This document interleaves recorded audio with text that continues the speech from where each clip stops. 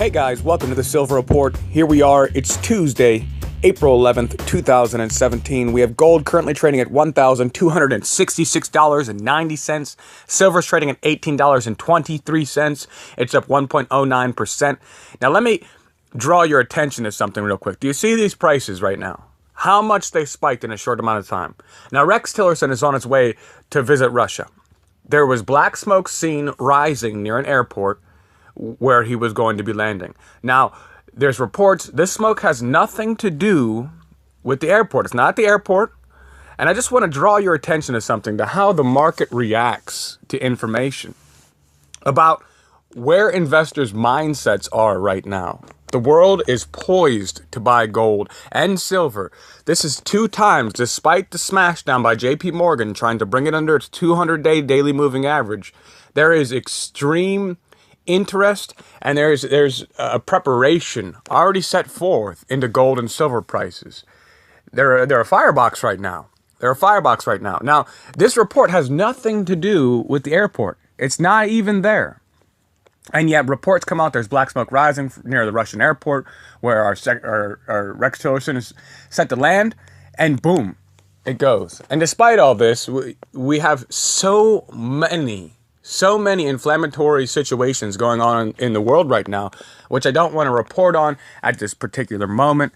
But it just seems as if the world, gold and silver, it's still rising.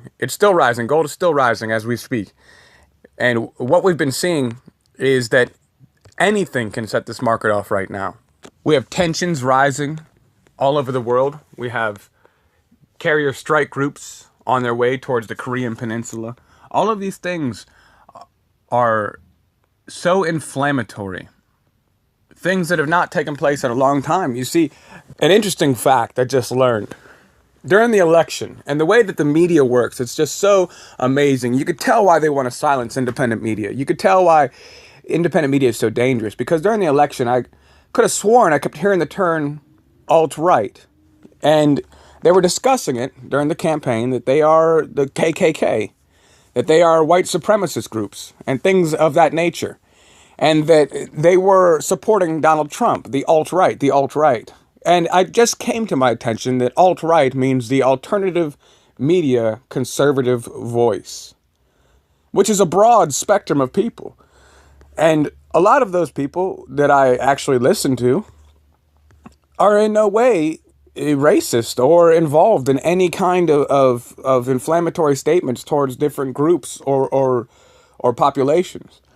And so this scheme was hatched and delivered so effectively that I was believing that it was some sort of group hanging out with hoods in some back cornfield somewhere.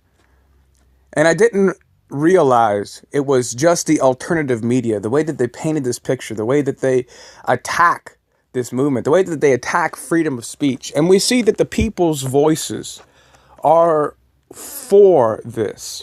Now, despite what you think about Donald Trump, what you think about this presidency so far, there was something resonating in his speeches. The same reason we see Marine Le Pen has surged in the polls. Now, there's another candidate that came out of nowhere, came out of left field, and he's campaigning on leaving the EU as well, and he's risen to 19%. Now, Marine Le Pen's at 24%. So if these two end up in the second round of elections, there's no hope for the European Union, for France and the European Union, that is. There's no hope for them remaining. Now, they have very different stances on immigration, but the fact is, if both of them end up in the second round, you can expect the euro to plunge. That's why you've already been seeing waves in the water so far over this. This is monumental. This is the collapse of one of the world's strongest and most widely used currencies. Now, I just wanted to draw your attention to how quickly investors are poised on gold. It's right on the edge of their mind at any moment. This just illustrates the value and the power of gold and silver. And another thing, the fact is that they don't have these paper contracts. A lot of these moves happen on the paper markets, that investors pour into paper and silver. Now, what we had seen recently, there was a failure to deliver gold bars by the Bank of England to investors.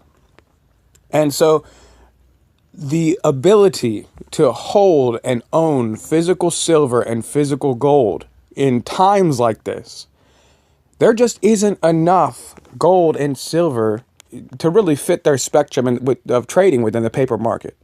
They created 25,000 extra contracts in the silver market just 2 weeks ago because they were seeing that a price move so quickly in silver is dangerous because they run the risk of losing control of it. And what could happen is if people want physical delivery of their silver or gold or don't begin to trust the system, they would have a collapse of their entire manipulation scheme that they've been working out over these years. Because there's just not enough physical silver, physical gold to go around to match this idea that they sell people, which is paper shares.